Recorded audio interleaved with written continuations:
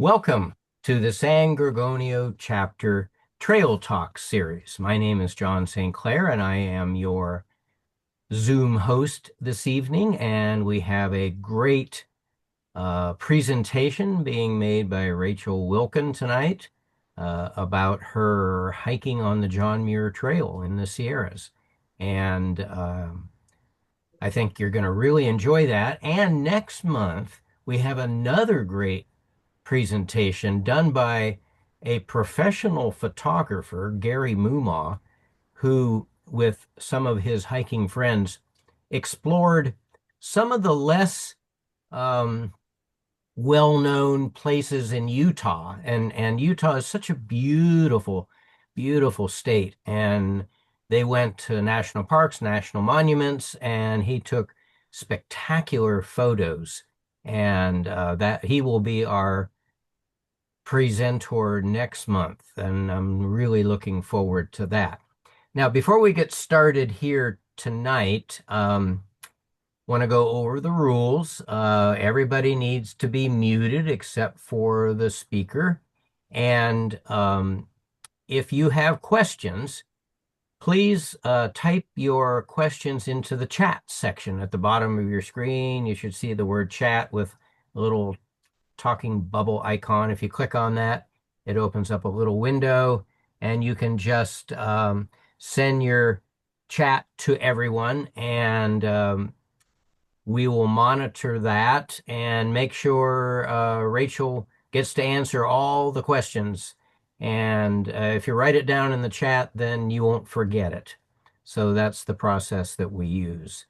So at this point, um, I'm going to add Julianne in the spotlight. And Julianne is a member of the Trail Talk Committee along with me and Carla Kellums, and as well as co-chair of the San Gorgonio Chapter Outings Committee. So Julianne is going to introduce our speaker. So I'm going to take the spotlight off of me and take it away, Julianne. Thanks, John. Just got back from Anza Borrego today. It was drop dead gorgeous weather down there. So if anyone has half a day or a full day to go down to the low desert, now is the time. Temps in the 80s, just hills greening up. It was absolutely lovely. So do take some time to get outside if you're able. I also wanted to second John's plug for our January trail talk. Gary Mumaw is the photographer that John referenced.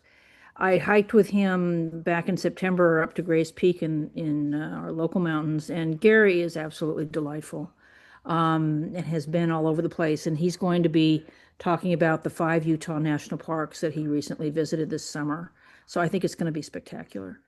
So please do attend the January trail talk and the February trail talk from our own Carla Kellums about very important information, the gold-spotted oak borer, which has been afflicting California's oak forests, and it's something that we need to understand full well, and she's going to be talking about that. And then in March, John himself is going to be talking about the Cucamonga Wilderness, which will be spectacular because he knows it ever so well. So we've got some great programs coming up. So as always, the third Wednesday of each month. So look for it and sign up. Now we've got a special treat this evening from our own Rachel Wilkin, who has been our own Braveheart, spectacular hiker 2 summers running and completing the John Muir Trail, which not only is a feat unto itself, but to do it solo and the psychological feat of that, I think is something that is of great note. It's just a really brave thing to do, and I think it involves a lot of centering physically and mentally. So I'm eager to hear her take on this, how she prepared, how she kept herself going through many, many days. This is hundreds of miles of walking through the beauty of the wilderness. I did want to read you a more formal introduction because I think that's appropriate for Rachel and for all of our presenters, just so you know them a bit better. 2 years ago, Sierra Club Outings leader and co-chapter chair Rachel Wilkin set out to hike the John Muir Trail, the JMT, alone. The JMT is a 211-mile through hike in the heart of the Sierra Nevada from Mount Whitney to Yosemite Valley. Unfortunately, Rachel's journey in July 2024 was cut short due to a quad injury. This past summer, she successfully hiked the remaining 120 miles from Bishop to Yosemite Valley. Rachel has been a part of the Sierra Club San Gorgonio Chapter for 2.5 years, serving as an outings leader and a member of the chapter executive committee, and is currently transitioning to take on the role of chapter chair. So, with that, I'd like to toss it to our own Rachel Wilkin. Take it away, Rachel. Thank you, Julianne. Appreciate that. Let me get my screen shared so that I can present.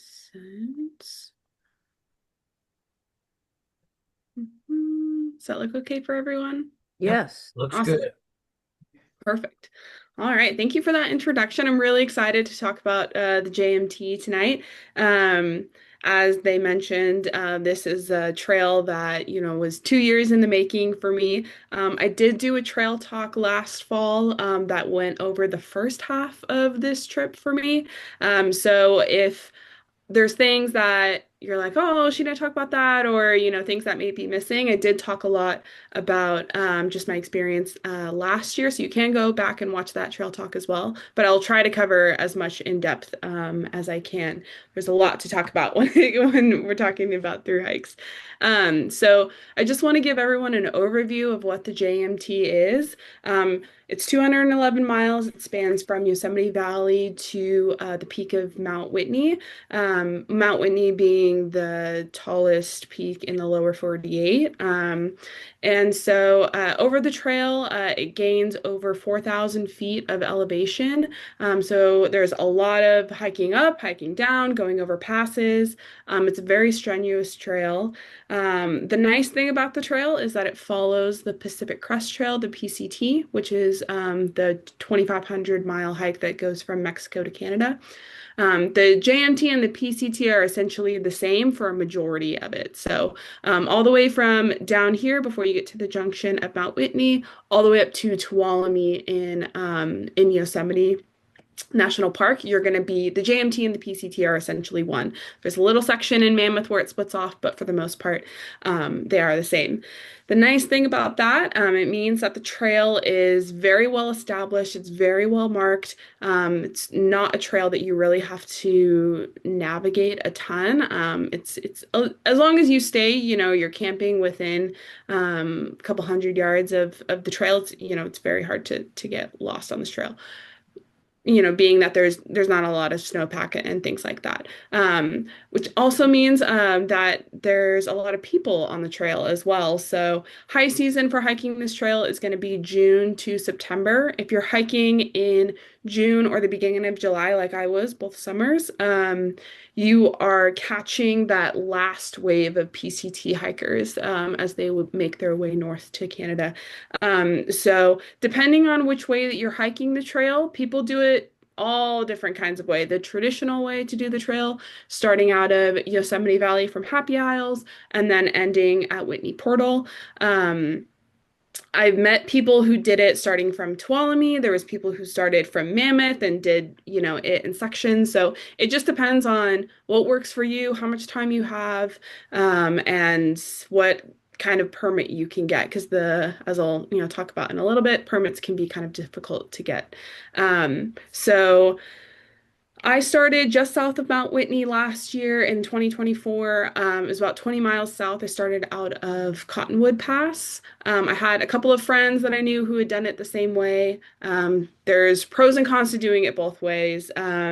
Most people start out of Yosemite because you're slowly acclimating to elevation. You don't have as many passes at the beginning.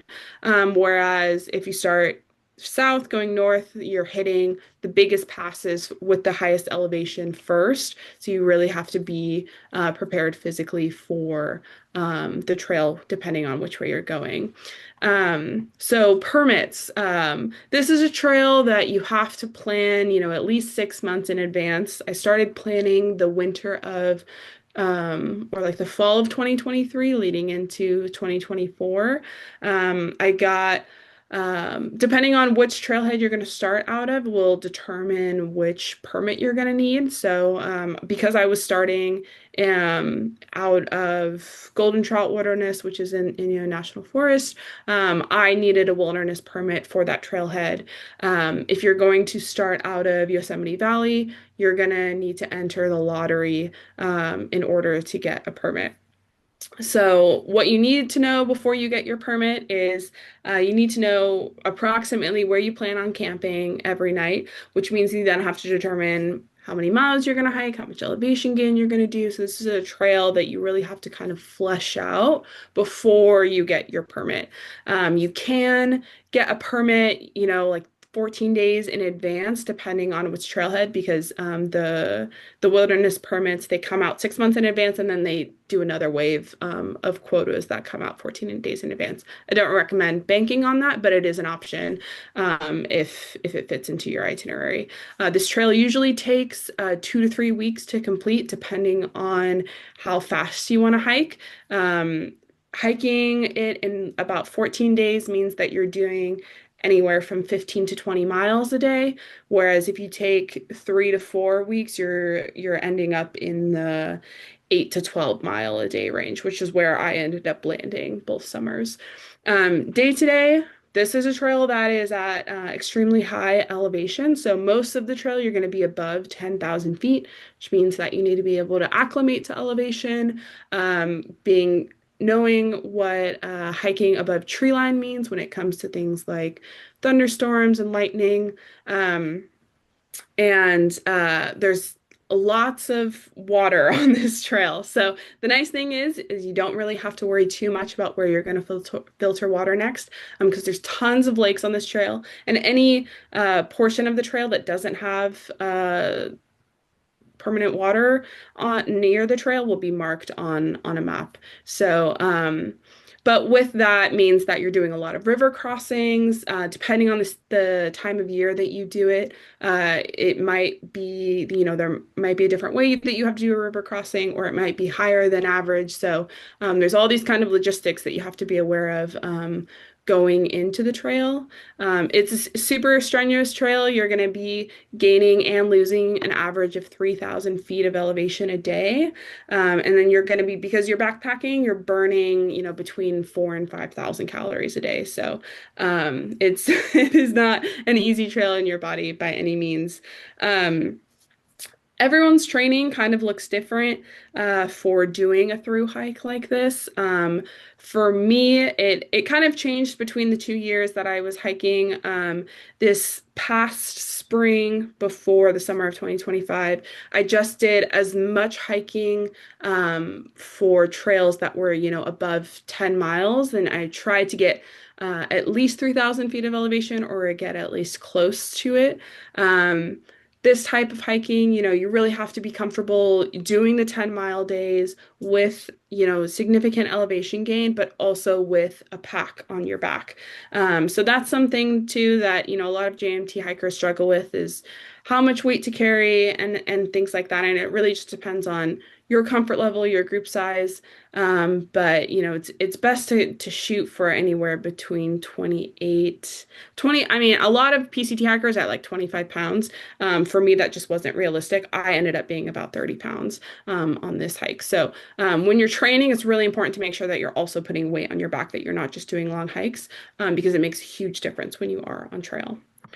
A little bit of a recap for my experience in 2024. Started out of Cottonwood Pass Trailhead. I ended up having to bail at Bishop Pass, which was almost halfway. There was a lot of components into this. I had a really solid 9 days. I was feeling really good. I was making the time that I had set out to make. I had just gone over Mather Pass, which is there's like a series of four pretty big passes that you hit if you're going northbound. Mather being like the last big one before you have kind of a lull point before Muir. I woke up the day after I did Mather, and as soon as I started hiking, I had this searing pain in my left thigh. Luckily, there was a ranger station less than 5 miles away. I went to the ranger, had a whole moment and was like, I'm in a lot of pain. I don't know what to do. The first question she asked me was, when was the last 0 day that you took? And at that point, I had been hiking for 9 days straight with, significant mileage, significant elevation gain. And there was a lot of components that kind of just, I think, led to my body getting injured. When I ended up, hiking out of Bishop Pass, I got, picked up by my wonderful mother who I'd messaged on my Garmin, and, got everything checked out. It was totally just an overuse injury. So I was lucky in the fact that, it wasn't anything super serious that I had to worry about long term, but it just gave me a lot of perspective on how to go about these types of trails. So when I came back this year in 2025, I just decided to go back out of Bishop Pass and just complete the rest of the miles to Yosemite Valley. Um, and that ended up being this section that I did. I was on trail for 14 days. I took 1 0 day, so I was hiking for 13 days. I did about 150 miles. If you're looking at my mileage on here and you're like, wait, 110 plus 150 does not equal 211 miles. I'm accounting for all of the resupplies that I did. Starting 20 miles south of Mount Whitney means that I was adding an additional 20 miles. The resupply points, it depends on where you end up resupplying. There's a couple of different options that you have.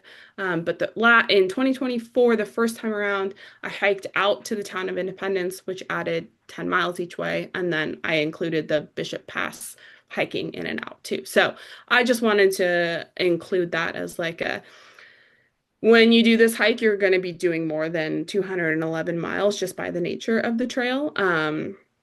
So just be cognizant of that when you are developing your itinerary. Some issues that I had, some I already mentioned. The main issue I think that kind of led to the injury was my pack was too heavy. I was probably over 35 pounds for a majority of those 9 days. I brought too many layers. I brought gear that I didn't need. I brought food that was, I think, heavier than it needed to be and not as calorie dense as it should have been. So there was a lot that I was kind of thinking about when I got off trail, about, things to change. I did, and I'll talk about it a little bit more when I talk about gear, but I think that having really calorie dense dinners, especially, is super helpful on a trail like this, just because when you're burning, there's no way to carry enough food to replenish the 4,000 or 5,000 calories that you're burning throughout the day.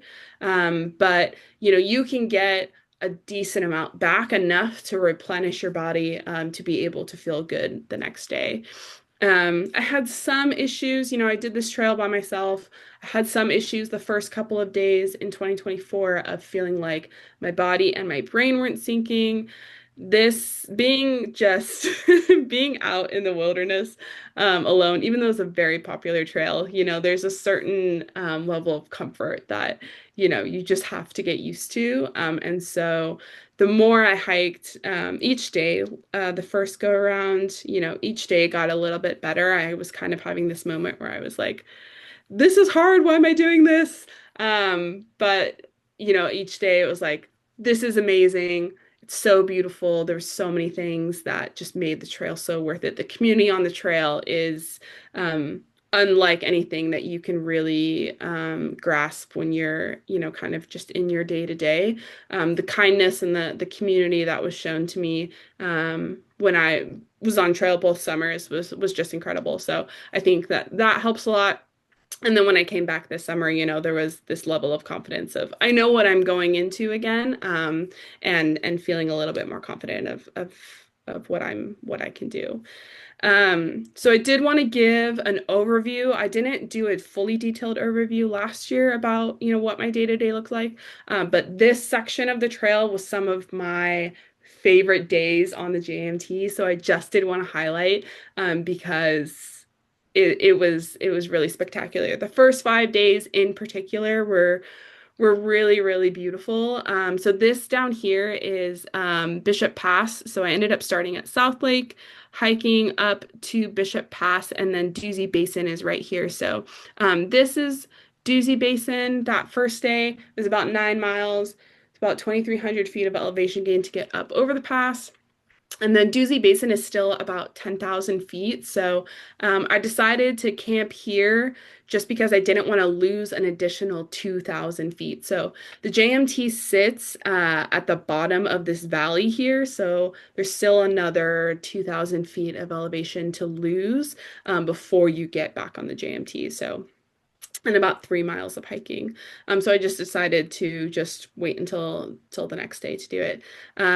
After On day two, I got to the JMT, and then the next plan was just to get as close to Muir Pass as possible. So Muir Pass is right here, and I just wanted to I knew that there was going to be a ton of snow on Muir Pass, so I just wanted to get as close as possible. That would give me the best hiking day on day 3 to get up over the pass, and then down to camping. So this is, day 3 too is something I want to highlight just because you can read every blog on the JMT and they will have a list of the best campsites and the best, where you need to sleep, what you need to, take a longer day for and stuff. And I think too, like one thing that I just kind of learned the longer I was on trail was just to kind of like listen to my body and just trust your instincts. My plan on day 3 was to camp at Evolution Lake, which is one of the, top camping spots on the JMT. I got to Evolution Lake at around 1 p.m. I went for a swim. I had lunch. I was sitting around for about an hour, and I was like, I can keep hiking. I don't want to just sit here for another, 5-6 hours until the sun sets. So I ended up hiking another 3 miles down to what's called McClure Meadow, which was my favorite night on trail. It's this epic valley with this huge, winding, slow river. You're surrounded by the Sierras on all sides. Evolution Lake sits right up here. And it's a really long valley, so there's tons of camping. And so you're not super crowded next to people either. So it was just one of those campgrounds or camping areas that like stuck with me. It was just a really beautiful area. And then the next day after McClure Meadows, this was one of the only kind of flat areas on trail, which was really nice. You're going up through here along what's called, I believe, like the Evolution Valley, Evolution Creek area. So it's not as steep throughout the day, but you do have this climb after the exit point to get to Muir Trail Ranch, which is a resupply option. I didn't resupply there, but you have to climb this steep hill to get up to the next pass. So you'll learn as you're researching, getting more familiar with the JMT. It's just a matter of which pass on which day and setting yourself up for the next pass. So I did want to highlight Muir Pass a little bit just because this was kind of a unique pass, just in my opinion. I knew I used this app called Far Out, which is essentially a social media app for hikers, but you can download it offline. It's super popular with PCT hikers, which is why it's really valuable when you're hiking the JMT because you have live updates to what the snowpack looks like on all these passes, how high the river crossing is, how many down trees are on a section, things like that, if there's a burn scar. So there's all these little tidbits of knowledge that were super helpful. So I knew going into it, based on the most recent Far Out reports, that there was snow, that I was going to be walking through a snowfield for the last mile and a half getting up to the pass. So I was really nervous because I'm not super comfortable hiking in the snow, but I just knew I was just going to get up early and take it slow. But Muir Pass is a little unique because at most passes when you're hiking the Sierras, you're kind of just walking up towards a wall, and then you're just going down the other side. You get these alpine lakes, but they're not super big, especially, being above tree line. When you get up to Muir Pass, so Muir Pass sits kind of up here.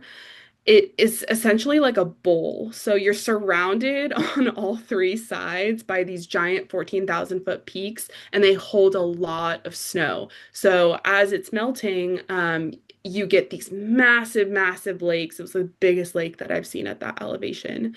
And so with that much water, you're getting all these little mini tributary rivers that are coming down. So, I knew that my feet were going to be wet for probably 2 to 3 hours that morning.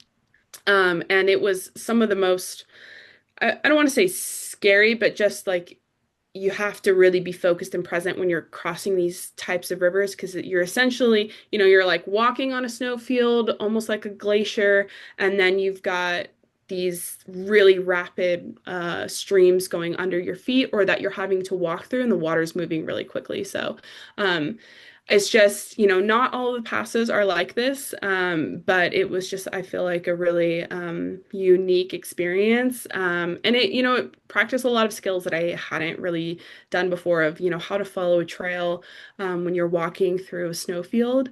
When you have this much snow, but it's melting this quickly, and you have so many PCT hikers every day, it ends up the trail gets cut in all these different ways as the snow is melting. So it's really important to have, I really liked Gaia. It's an app on your phone.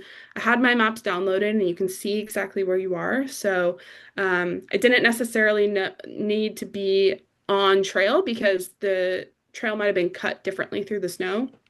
But I needed to know there's a couple of times where I'm hiking up a switchback and then it ends. So it's just important for sections like this, or if you come across, a really snow dense year, to be able to navigate your way up these passes without getting turned around too much. But for the most part, the passes are pretty straightforward. It's just some of them. This one and Forester hold the most snow year to year. Next couple of days, so after I got up to Sally Keys Lakes, which is just on the other side of Selden Pass here, I got up over Selden Pass. These are the series of lakes on that north side of the pass. And I knew I had sent a resupply box to VVR, Vermilion Valley Resort.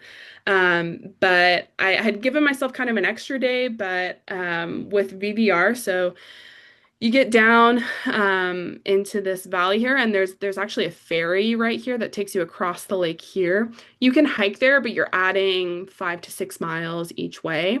So I just woke up and I was just like, I'm just gonna try to book it the 15 miles to get to BVR. I really just want to like get a resupply, take a 0 day, and just rest and kind of enjoy.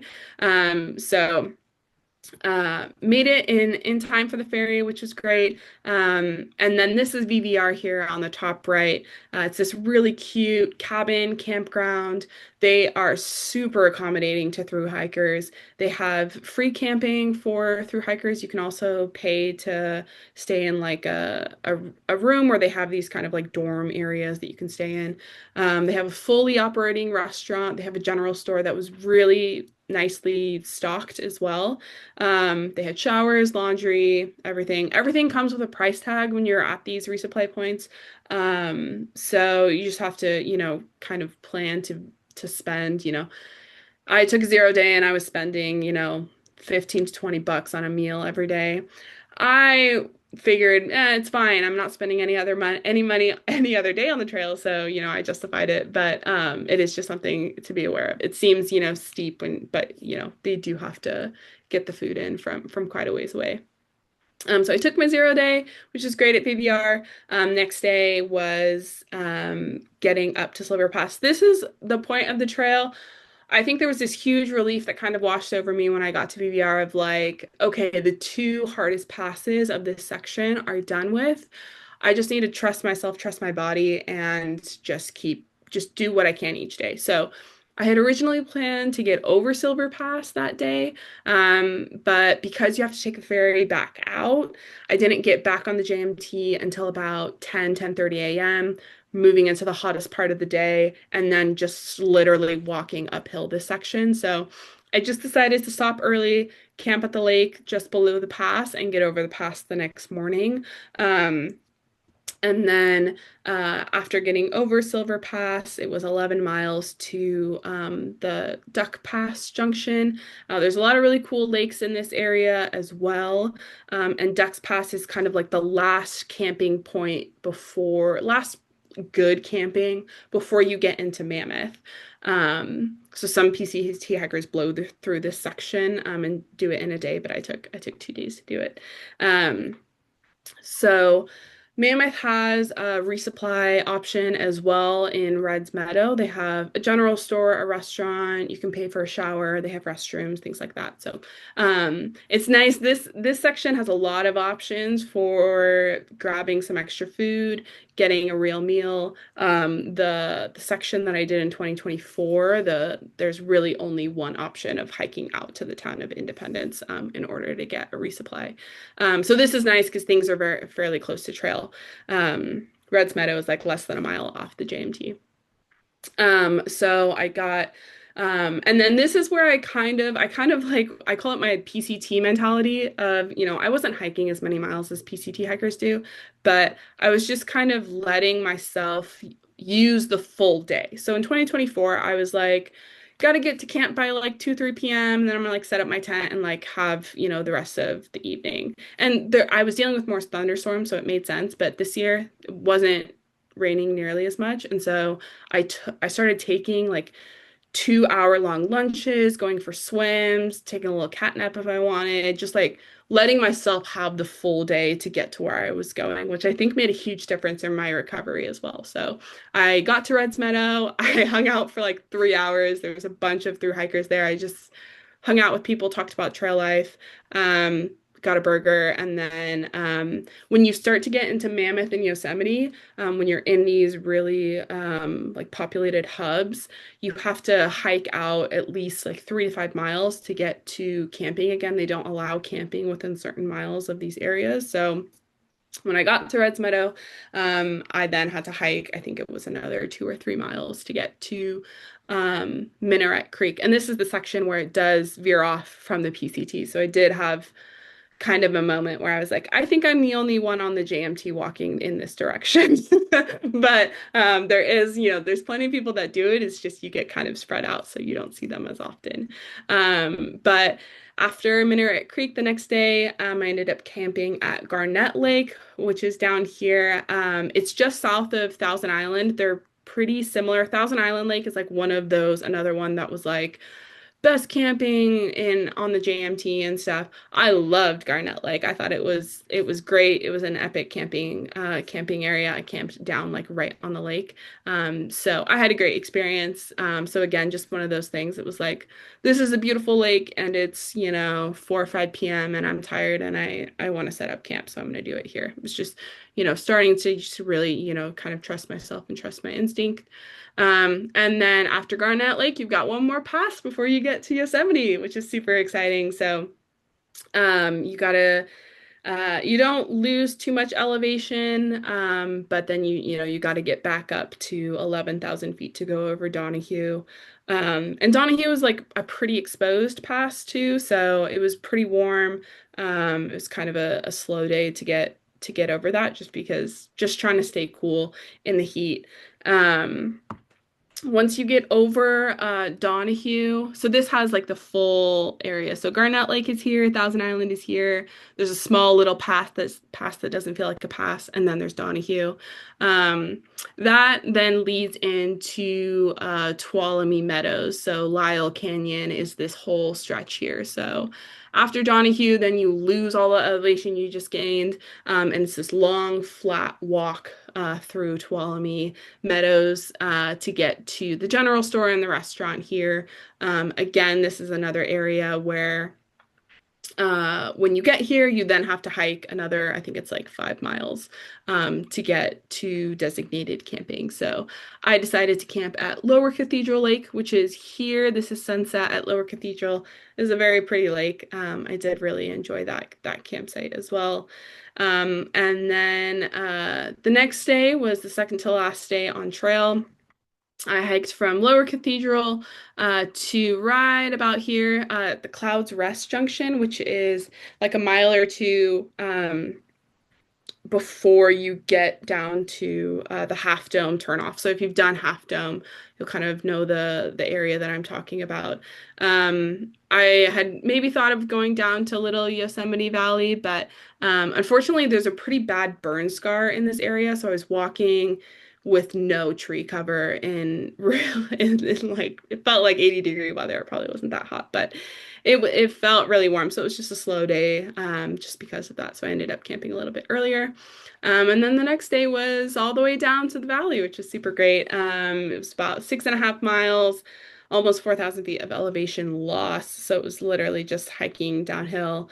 It is that the JMT is right next to the Mist Trail. So if you've done that trail as well, they're pretty similar. The JMT isn't as steep, but you're still losing the same elevation that you do on the Mist Trail. So got to the valley, saw my parents. It was great. It was a great time.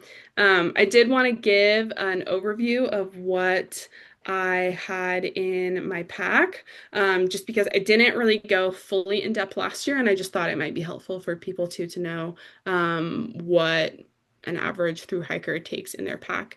Everyone does it differently, so just be aware that it is a little bit of trial and error as you're doing these long backpacks. So thank you to Connie, who is on this Zoom tonight, for letting me borrow her Hyperlite.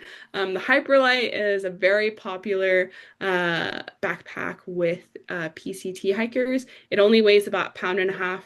It's essentially a giant sack.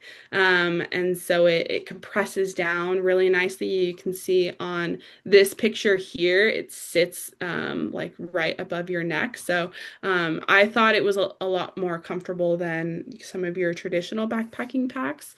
But you do have to be cognizant of it's not a pack that's meant to carry more than like 27 pounds. So it doesn't sit nicely on your hips or on your neck when you get more than that. So it's good to be aware of how much weight you're realistically going to be carrying.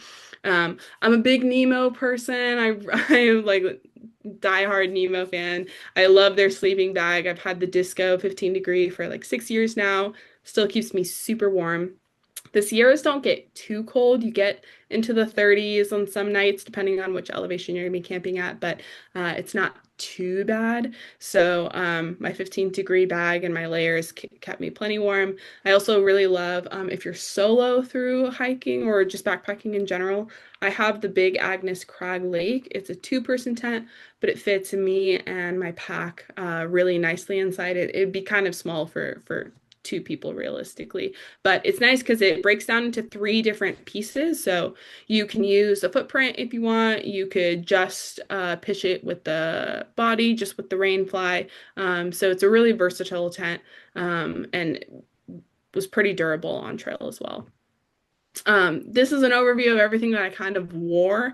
I won't go into fully details, but I used the Patagonia Calpoline Cool hoodie. I really like this sun shirt. It dries really quickly, and it's just really, really comfortable. I think it lays really nicely. I love this Mountain Hardwear fleece as well, and then I took an REI puffer jacket.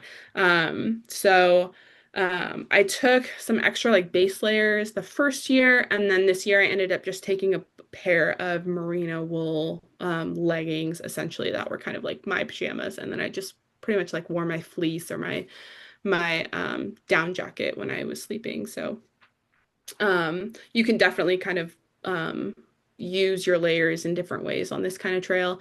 An issue that I had in 2024 was I had used Ultra Trail Runners, Ultra, ALTRA, and they were great. They were super comfortable, but by the 110 miles that I had done, it essentially worn off the entire sole on the bottom. I don't know if that was just because of the terrain. There's so much water and granite that you're walking on. But I just wanted to just try out a different pair. I was recommended these topos by a good friend. I really, really like the topos. I've put probably close to 400 miles on them, and they still have a really good tread on the bottom. I did have some issues with blisters this time around, but I think it was a combination of, me hiking 15 miles a day and yeah, so I haven't found the perfect pair of trail runners yet for like a through hike, but I was really happy with the topos. They're super comfortable. My feet did not hurt at all when I was wearing them. Um, and then kind of going into some of like the safety or just like, kind of your day-to-day stuff. I really loved the Black Diamond hiking poles. They're super durable.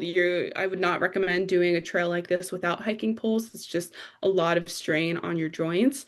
Um, and then for navigation GPS, I took the Nat Geo John Muir Trail map. That thing is so durable. I totally trashed it and it is still holding up really nicely. You can like write on the inside too with Sharpie if you want to make like notes. I used my Garmin InReach Mini to communicate with my family. I also brought a small solar panel and a charging cord so that I could keep my phone and my Garmin charged. I ended up upgrading my Garmin subscription so that I was able to just send unlimited messages. And the other thing that I really, really like about Garmin is their weather reports. So you can just request a weather forecast and you can like say how detailed you want it. And then it essentially sends you like a text and you can there's an app on your phone you can use so you don't have to use the little screen. And I found it to be super, super accurate, especially that first year in 2024. I was dealing with thunderstorms every day at 2 p.m. So I was very cognizant of when storms are going to be rolling through, and I found the Garmin reports super accurate. I also had some issues that first year with water filter. I ended up switching. I was using a Life Straw. I switched to the Sawyer Squeeze, and I used a CNOC bag, which is essentially it looks exactly like the bag that's in the photo, but that bag is a Sawyer, and the one I got was a CNOC. And I had next to no problems with water filtration. The Sawyers are super reliable. They don't. I think they last a little bit longer before needing to be like fully flushed. And they filter water very quickly. So really, really loved having that on trail as well. And then brought, a couple of personal things. I brought like a journal and stuff as well. I also got these packs from REI since I knew I was used to having a ton of pockets in the pack that I used to use, but knowing that I was going to take the Hyperlight, it was nice to just have all the little things in these little pouches and stuff. So those I found at REI and they're super durable and I really liked them. Last kind of stuff before I talk about food, my kitchen setup, I used the MSR Pocket Rocket with isobutane canister. On trail, it's pretty much either this or the Jetboil are kind of like the standard and stuff.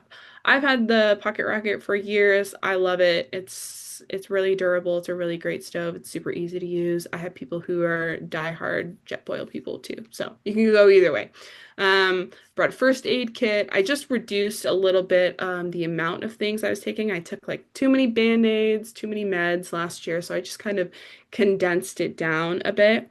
Um, I did take something it weighs probably more than it needs to, but I have this wilderness first responder kind of wilderness medicine book. It's about, this big, but it's got every scenario possible and, treatment, symptoms, everything. That's kind of like my safety blanket item, especially being solo on trail, knowing that if I get into a situation where I'm like, I know this thing is bad and or I know that I need to do this, or you just have these moments of panic, especially when you're in kind of emergency situations. Having something like that that was I knew was just always going to be there that I could flip to a page, I think was super comforting too, just for like peace of mind of knowing, okay, if I get injured, I have a reference point of what I need to do. And then I had a little safety kit. So I had backup water filtration, I had these aqua tabs.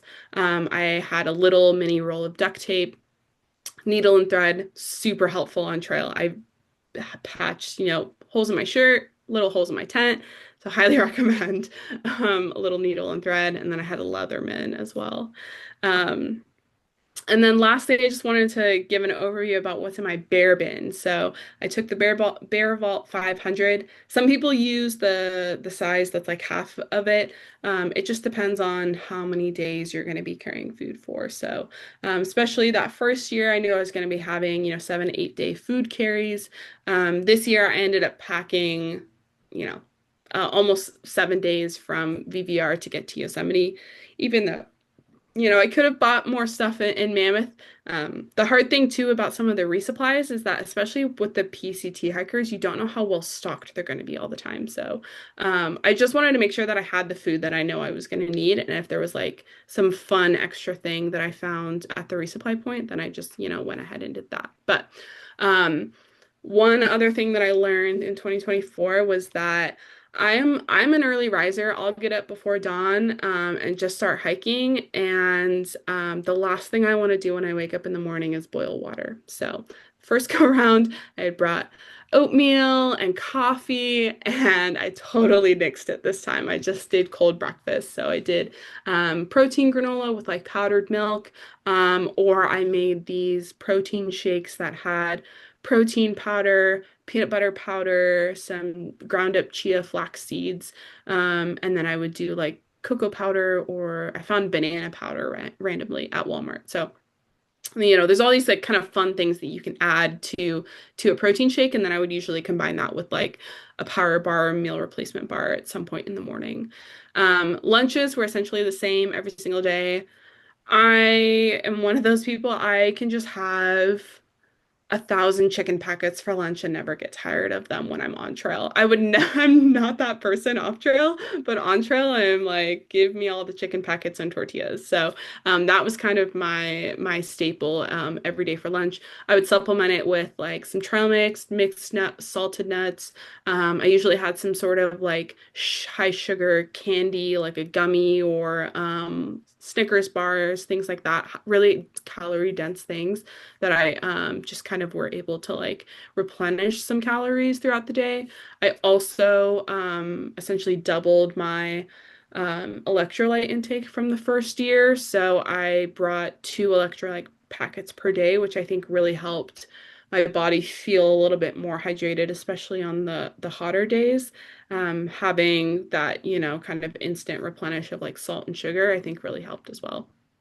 And then most important for me, at least, that first year with food, for dinners, I took like instant pastas and would do like a chicken packet or something with them. And I think I struggled with the altitude of not being super hungry, but I think the fact that I wasn't getting the nutrients that my body needed back at the end of the day really messed with my level of hunger as well. So I knew that I just needed to pack in as many calories as possible. And like the main way to do that when you're backpacking is to do these dehydrated meals. And I know, some of them taste gross, some of them are, not everyone's favorite. I really like the Peak Refuel brand. I have not had a meal from them that I didn't like. And you can also get these little, they're called Mylar bags, but they're essentially the type of bags that these come in where you can put boiling water in them. I would always just have a couple extra because they weigh next to nothing. And so most of these meals are like a two-person meal. I would just split them if I knew I wasn't super hungry. But even when you're splitting them, you can still get like 800 calories back in. So I would highly recommend making sure that you're tracking how many calories you're going to be intaking when you are planning your meals for a trip like this. And then just some glows and grows, I think one thing I'm really proud of is just kind of like my mindset going back to this trail, going back into it, knowing what I was getting into. I feel like I prepared a lot better this time around. My gear was really solid. There was nothing that I took on this time where I was like, oh, I could have left that at home. And just making sure I was like listening to my body and um doing what my body could do and stuff. And things to, there's always something to improve on.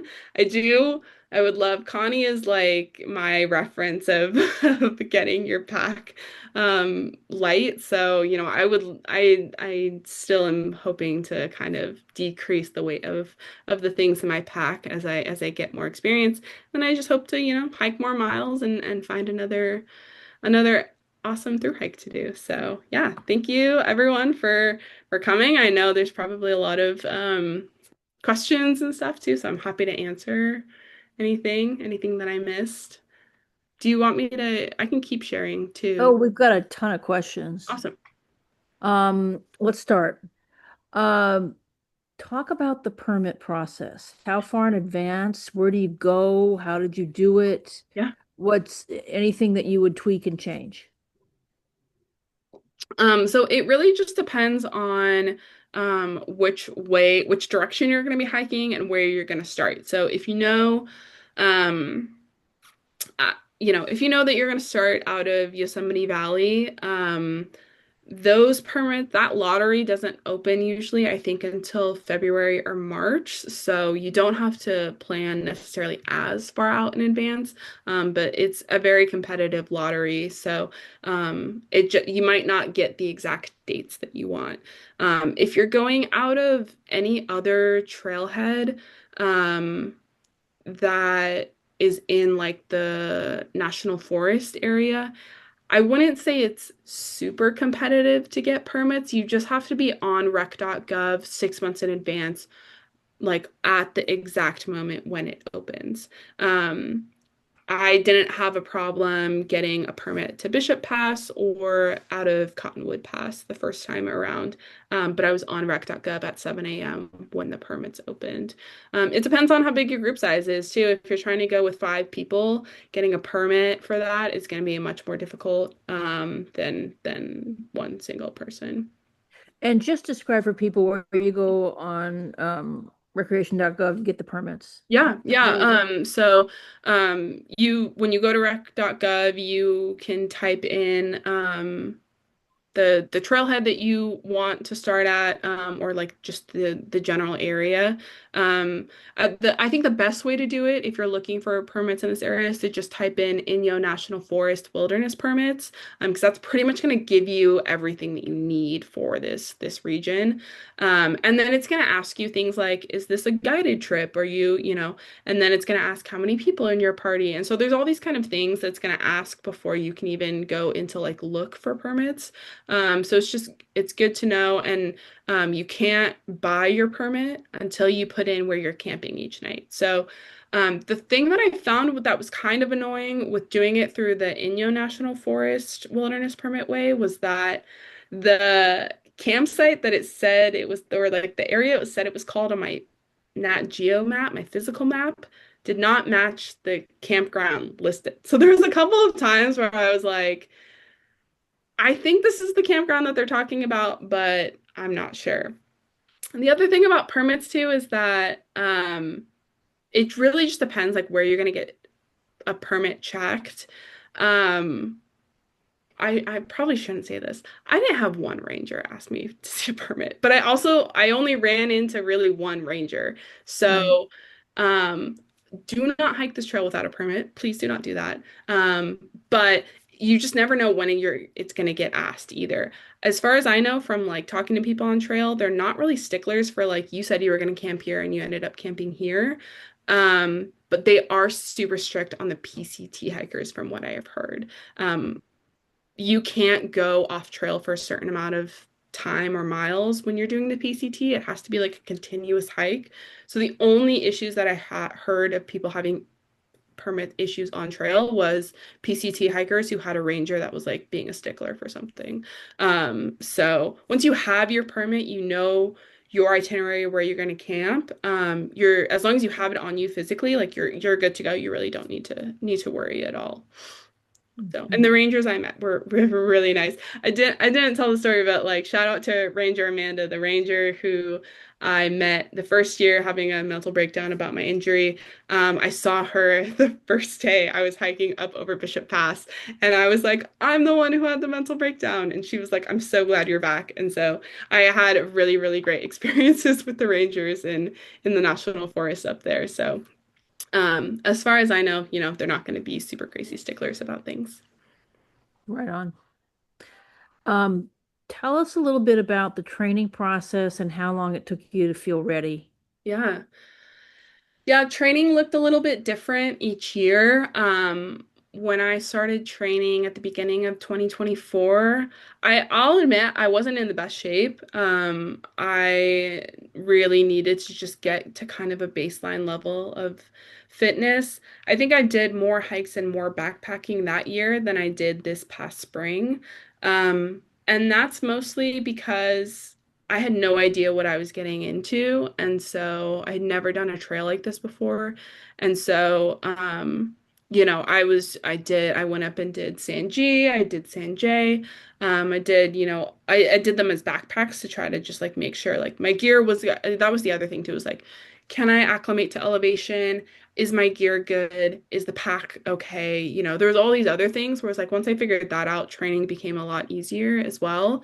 But it was a lot of it was just hiking as much as possible. So Connie, again, very grateful to her. Her and I, we both live in Upland, so we would just go up to Baldy and we would hike up to the Notch, or we would do like Potato Mountain and stuff just on our weeknights. So I was just trying to get as many miles in as possible just to get my legs used to hiking for you hiking every single day. It's not necessarily something you can't fully, prepare of like, I can hike 10 miles a day in your normal life. Most people can't.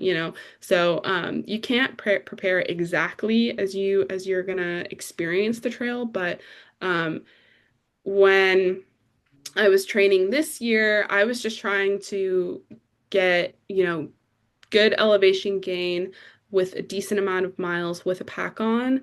And I think it's helpful too to have kind of like a baseline hike that is pretty comparable to what the average day on the JMT would look like. So for me, that was Ice House. It's about a 7 mile hike. It gains about 3,000 feet of elevation.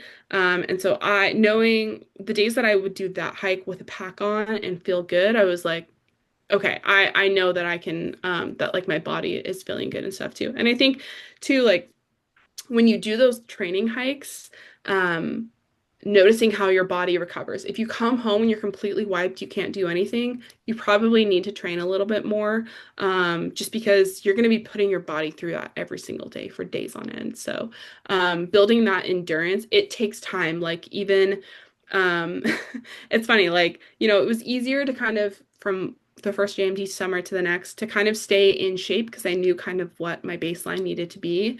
And now it feels even easier. So like, it is one of those things I really just believe it just takes time to kind of gradually build your endurance for long hikes like that. Okay, talk about calories and food some more. I mean, if you're losing 4,000 calories a day and you're talking about maybe replacing 800 at dinner Hmm. and a cold breakfast, you're losing a lot of calories. I mean, Yeah. it sounds like it was even more so the first time in 2024.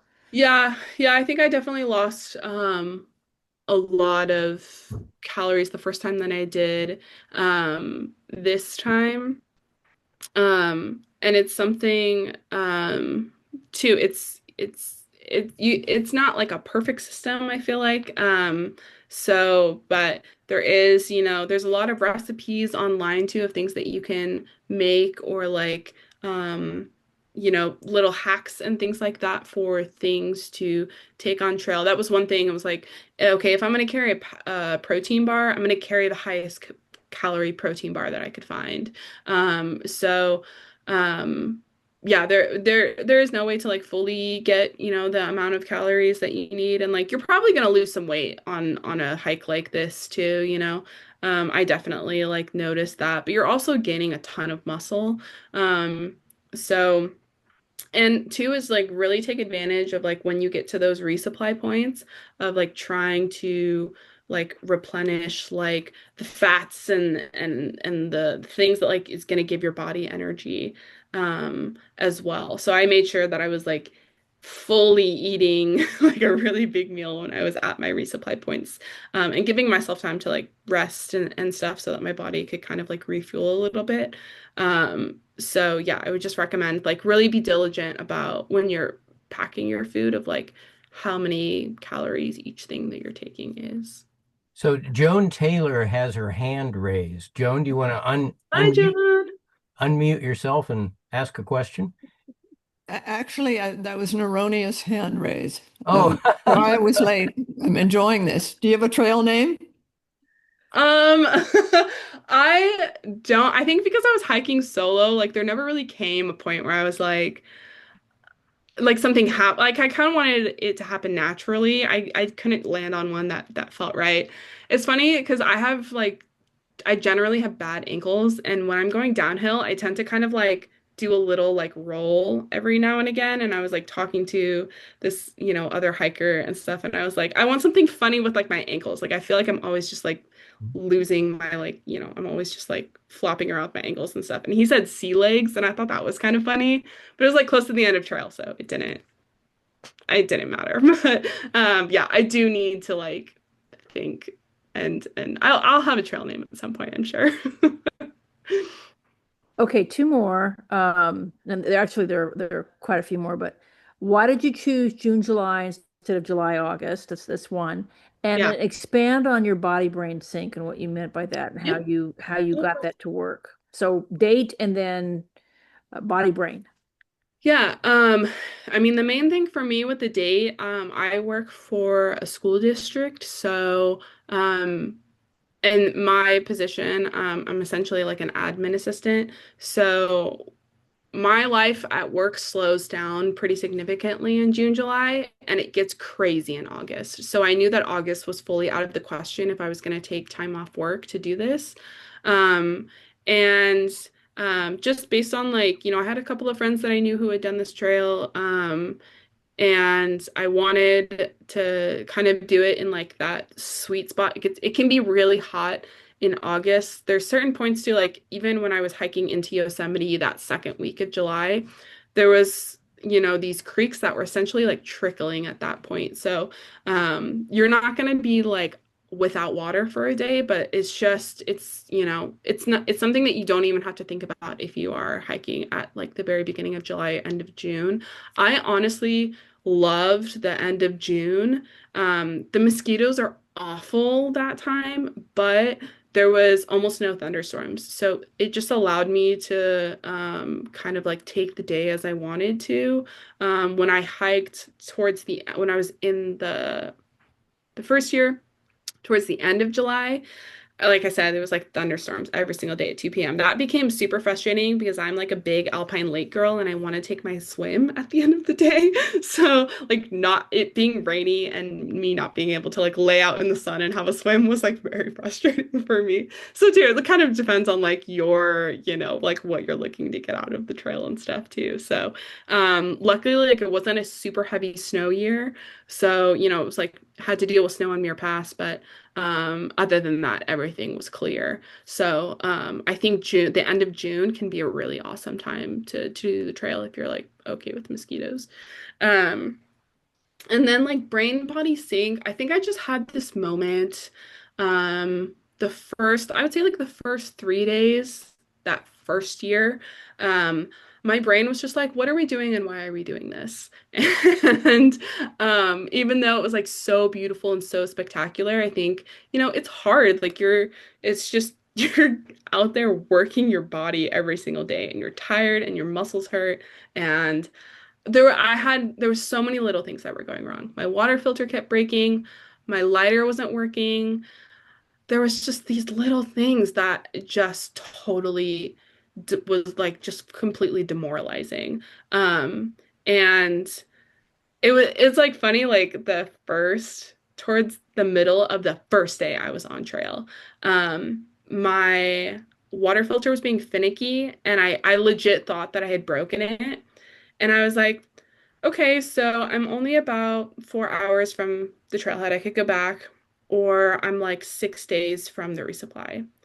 And I just had this moment. I was like, I'm just gonna go. And I think it was like that for 3 days, where it was like, is this worth giving up? Okay, I'm gonna sit and I'm gonna maybe cry about it, or I'm gonna like freak out.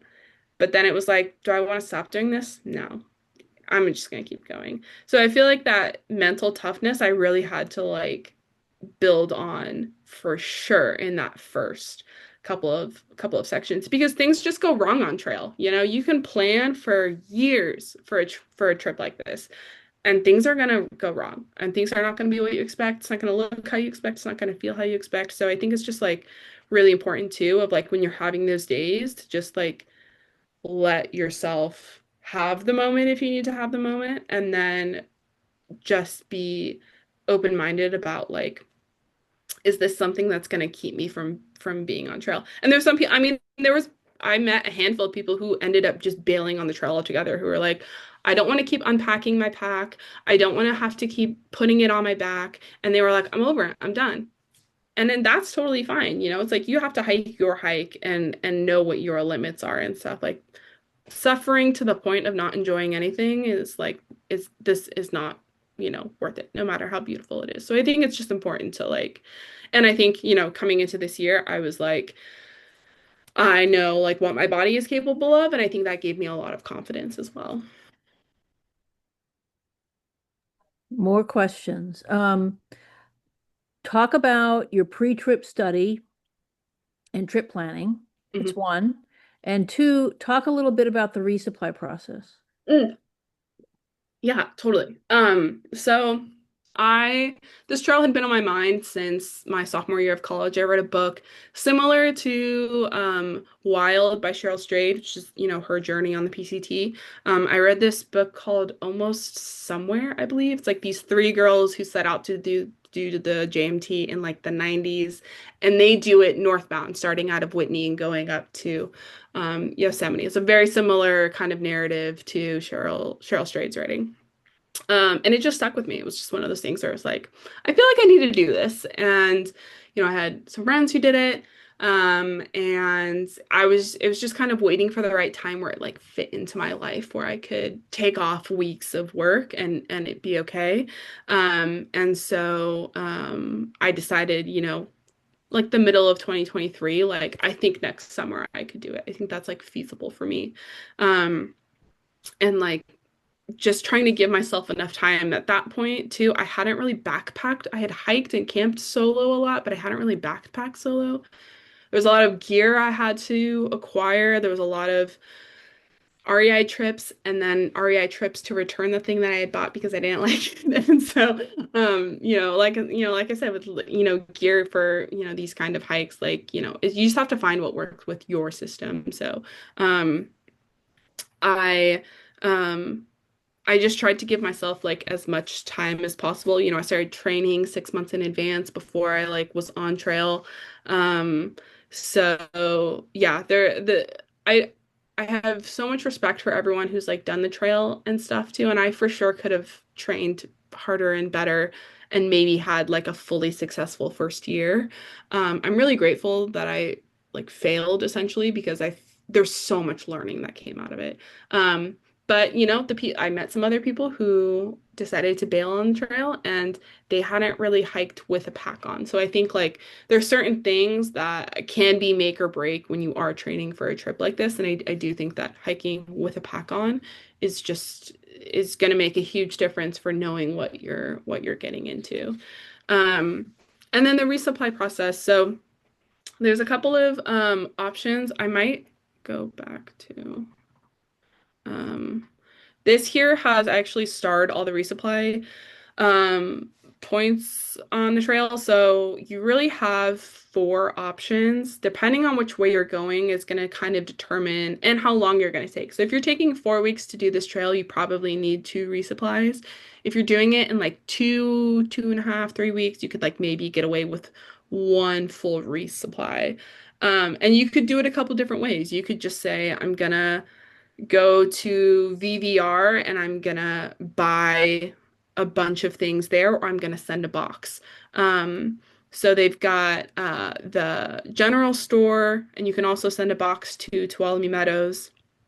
You can send a box to Reds Meadow, and I mean like you have to. There's where you're gonna resupply will determine how you pack and what you pack. So Reds Meadow, you can like send everything in like a shipping box, and you're essentially like putting everything that you'll need for food wise for the next section of the trip.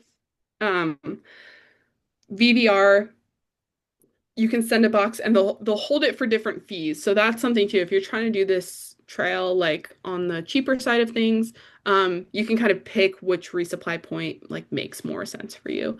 I think VVR it was like $60 for them to hold it. So on top of like the shipping fee of and like getting your stuff, buying all the things and then getting your stuff to the place, then they charge you to hold the box. But they'll hold it like all summer if they need to. Like if you're late or, timelines change, they're very accommodating for like when they'll hold things. Muir Trail Ranch, which is like just south of VVR, is like the most unique resupply point. It's a fully backcountry operated. They have like cabins and stuff, but they don't really let through hikers stay in the cabins. Through hikers are really there to just like get a beer and pick up their box. They have, an area where you can put things that you don't want anymore. So it's like a free kind of like take what you need, leave what you don't kind of situation, which is like pretty much the standard for like all resupply points. But you can't go there and like get a burger or, there's no store. So, and that one is the most expensive for them to hold your box and you have to pack it very specifically because there's a lake that they pack everything in on mules. So, because it's a fully backcountry operated, location. So, you have to pack it in like a 5-gallon bucket and label it very specifically. And then it's like $90 for them to hold it. And then down here, when you get some people will resupply out of Bishop. I found that Bishop was more of a PCT resupply point than a JMT one, but you could totally do it. You just have to hike the 12 miles out of Bishop Pass and then back in. So it's not like the most fun thing. Kearsarge Pass is a little bit shorter, so I think that resupply point makes a little bit more sense when you're getting down to this area. There's a lot of little motels too in Independence that are kind of catering to through hikers now. I stayed at the first year I stayed at Mount Williamson base camp, I think is what it was called. It was great. They had like a full breakfast in the morning. I got my own little like cabin room to myself. They do your laundry for you. They'll shuttle you back and forth to the trailhead. So I had a phenomenal experience there. It comes with a price tag. You're paying for essentially a hotel room for the evening, plus the fee that they'll charge to hold your box. So it just depends, like financially what you're looking for, as well as logistics, like how building out your itinerary will kind of determine where your resupply options are. You can totally pick up a box at Muir Trail Ranch and book it to Whitney, but it is a long haul to carry that many days worth of food over that many passes in a single bear bin. So it just depends what you're carrying.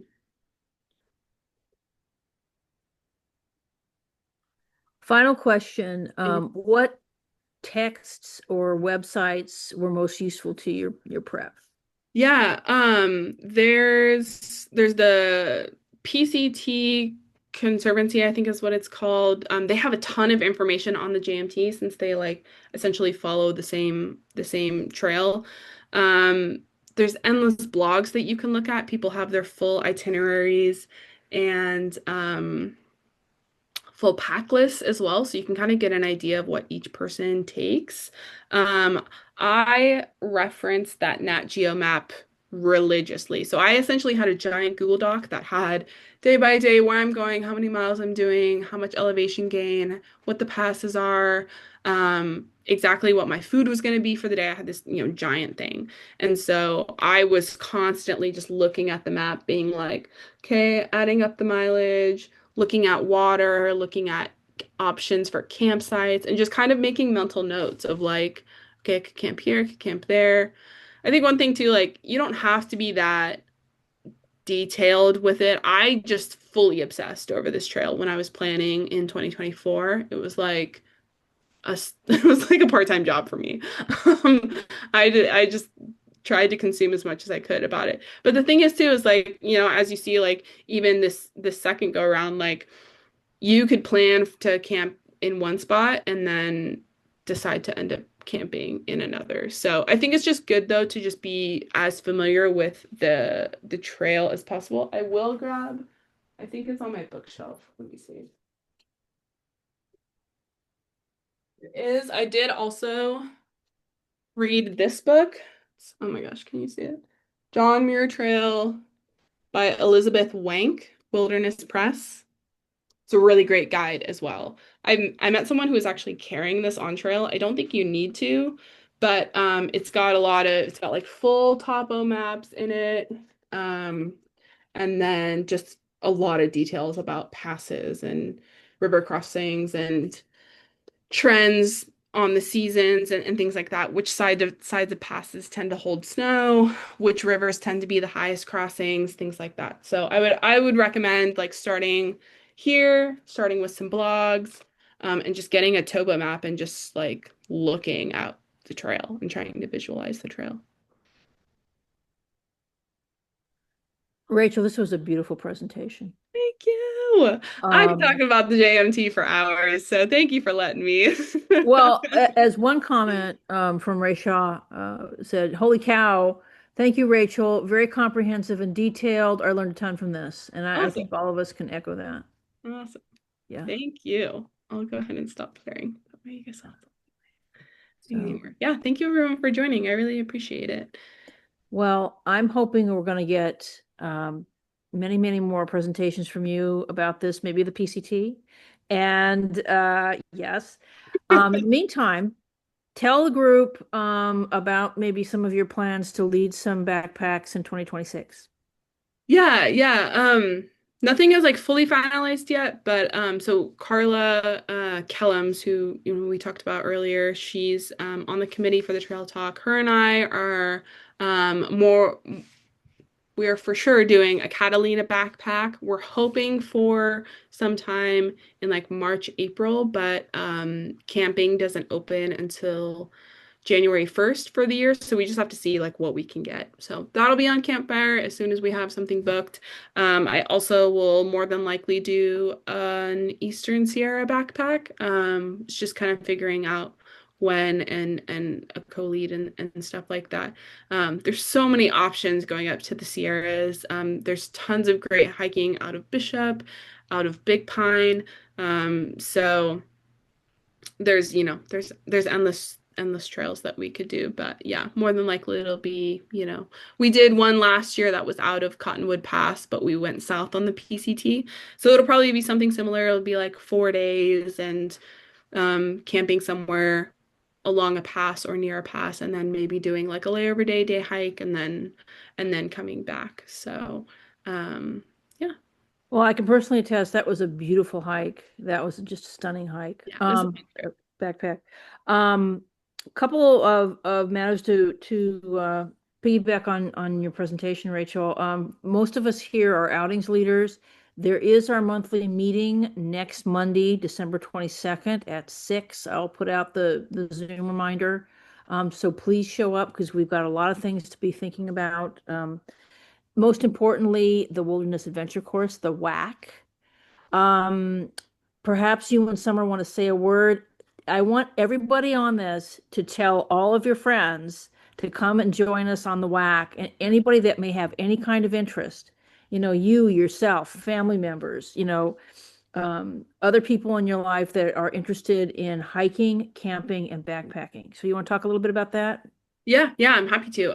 Yeah, so this is our first year piloting what we're calling the Wilderness Adventure Course. So if you're familiar with some of the other Sierra Club chapters in Southern California, Los Angeles and San Diego both run a similar course. They usually do like a 8 to 10 week course that includes classroom sessions and then practicals like outings and stuff. So we're going to be doing something similar, but on a little bit of a smaller scale, just because we are a smaller chapter and we just want to um, start small with a course like this. So the course is going to start in January. It'll start on January 13th. It'll be 6 consecutive weeks. We'll do 6 classroom sessions, one each week. The classroom sessions will be in the evening. It'll be in Redlands, California, and they're going to be about 2 hours long. And we're going to go over the basics of everything. So we'll start with basics of hiking, 10 essentials, leave no trace, how to layer, things like that. We'll talk about navigation, and then we'll go into car camping specifics, gear to buy. We'll talk about wilderness first aid, and then we'll end it with like backpacking basics. We'll talk about gear. And then there'll be 3 what we're calling practicals, which are essentially outings that we're um, doing on every other weekend of it. So there'll be 3 weekends. We'll do a hike the first weekend. We'll do a car camp out in Joshua Tree, and then we'll end it with a backpack out of Whitewater. So it's a really great opportunity if you know someone that wants to get outside more, but maybe doesn't have the resources or the knowledge to do it and just wants to feel more confident, wants to do it with other people. This course is for them. There's a fee for the course. It's about 150 to 175 depending on if you have a Sierra Club membership. That's just to cover the basic costs of running an extensive course like this. So we do have some room in registration if you are interested. We just ask that you do it as soon as possible so we have like a firm number by the beginning of January. This is the last week to sign up. So get everybody signed up. You have people in your life who would benefit from it. You got to get them signed up. And Rachel's in charge of the like important stuff like curriculum. I'm in charge of the fun things like swag. So there's lots of swag involved. Get your kids, your grandkids, your friends, like get them signed up for it. Yeah, it's going to be a fun course. I'm really excited. I love the training shot there, Summer. Yeah. Summer's training for the JMT. I'm training for the manifesting JMT that for her. for the WAC. We also have coming up in April, June, the leadership training course, the LTC. John, you want to say a few words about that for people that are potential outings leaders? Yeah, sure. We have not picked a date yet, but hopefully we'll have a date picked by mid-January. It'll probably be sometime in April for the initial training. And then in May is the second training with map and compass skills and first aid, wilderness first aid. If you want to learn how to lead people in outdoor activities, this is what you should sign up for. And we're really looking for people with all levels of expertise and experience and endurance. We need people who can lead nature walks and easy hikes. We need people that can do intermediate hikes, and we need people that can do strenuous hikes. We need people who like backpacking, people who just like day hiking. We want to get all sorts of people trained as outings leaders so that we can offer a more comprehensive outings program. Very well said. So again, if you're talking to all of you on this, if you're interested or you know somebody in your life that would be a great outings leader, by all means, suggest them and point them toward John or any of the rest of us that are on faculty, and we'd love to get them to sign up. A couple of final words. Most of us here are outings leaders. There is going to be our outings leader retreat on March the 18th. It's Thursday the 18th through Sunday the 22nd or 21st. And it's going to be up at the Convict Lake Resort in our large cabin there. It's all booked and ready to go. So I'm hoping we'll get, 18, 19, 20 people to go. And it's going to be our brainstorming retreat. I want to focus on inviting all communities in to our outings, outreach to all the communities of the San Gorgonio chapter and how we can do this. And I want to get down to a very granular level. And this is going to be a wide-ranging brainstorm. So that's going to be the focus. We're going to be working a couple afternoons in the morning and taking a lot of hikes, maybe doing a little snowshoeing if it's still snowy, but plan for March. In other news, we are going to be doing our January Death Valley car camp. I'll be leading that with Bob Marino. It's a quick one. Saturday, January 17th through the 19th. So it's Martin Luther King weekend. It's right there at the beginning of WAC, but it doesn't interfere with WAC. There will be, I think, an Anza Borrego trip that I'm thinking about if I can quick put it together for early March before the outings leader retreat in the Eastern Sierra up at Convict Lake. But I just got back from Borrego Springs today and it was spectacular. I really want to go back, within the next couple of months for a car camp and maybe a night sky program there. So I'll try to build it around that. Finally, I'm going to be leading the Zion trip at the end of April. And it's going to be, let's see. Oh, the date's escaping me, but I'll post it on Campfire. But we're doing it on the end of April. It's booked. We have a group site at the Watchman campground there, and it should be spectacular.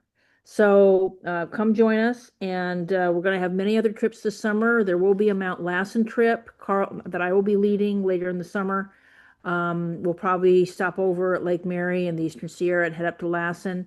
And Carla is going to do a Lost Coast trip. She and her husband have purchased some property up there, and she's invited us to come camp on the property, and we're going to do a hike on the gorgeous Lost Coast, which is in the northern part of California.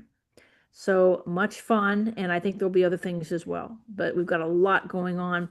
And do not forget, we will have our January general meeting on the 6th at the San Bernardino Museum, I believe. And that's also, that's a WAC staff meeting also. So that's going to take precedence. But there will be an early January general meeting. And then on the 10th is, the 10th is the meeting. That's the strategic planning meeting. Saturday the 10th at the museum.